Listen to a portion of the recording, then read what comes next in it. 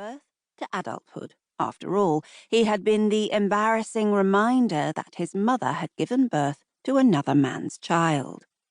He had never belonged. He had always been an intruder, the dark changeling when everyone else around him was blonde, and a high achiever when mediocrity would have been preferred. Those harsh truths no longer bothered Sebastiano.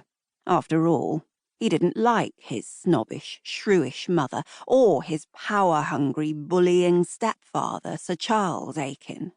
He had even less in common with his half-brother, Devon, the pompous, extravagant heir to his stepfather's baronetcy, but he genuinely cared about Annabel. So, what on earth could she possibly have done to enrage her family?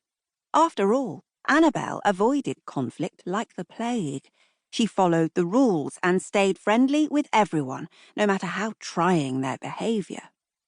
Only when she had insisted on training in art restoration had she defied the Aiken expectations. Her mother had wanted a daughter who was a socialite and had instead been blessed with a quiet, studious young woman devoted to her museum career. What could have happened to distress his half-sister to such an extent? Sebastiano frowned, conceding that he had spent a great deal of time in Asia in recent months, and consequently had seen much less than he usually saw of Annabel. Obviously, he was out of the loop.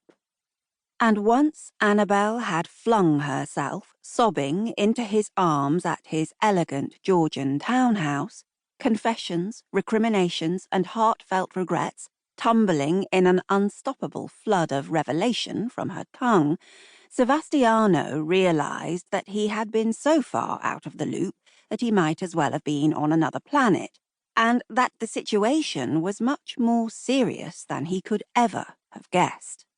Annabel had fallen madly in love with a much older man and had an affair. Sebastiano was even more shocked to discover that she had met the man concerned at one of his parties, Oliver Lawson, not a friend, a business acquaintance. Sebastiano compressed his lips with a frown. But he's married. I know, Annabel cut in, dropping her head because she was too ashamed to meet his eyes. She was a tall, slender blonde with large, reddened blue eyes and a drawn complexion. I know that now, when it's too late. When we met, he told me that he and his wife were legally separated and getting a divorce. I believed him. Why wouldn't I have?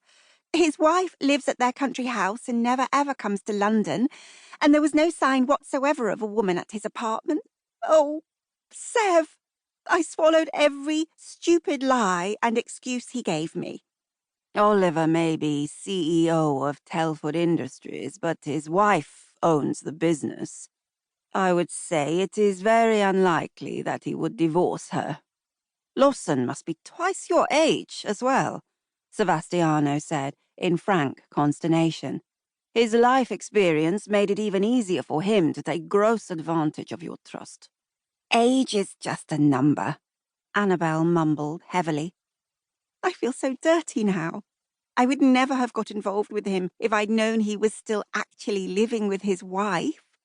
I'm not that kind of woman. I believe in fidelity and loyalty. I really loved him, Sev.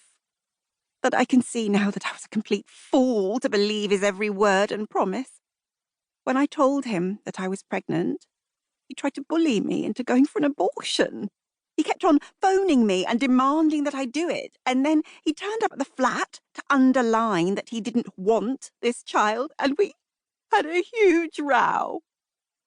You're pregnant, Sebastiano murmured flatly, striving to hide his rage from her, because the concept of any man trying to browbeat Annabel into an abortion outraged him, particularly a man who had already lied and cheated his way into an inappropriate relationship with her. At 23, his sister was still rather naive, very much prone to thinking the best of everyone and making excuses for those who let her down. Obviously, she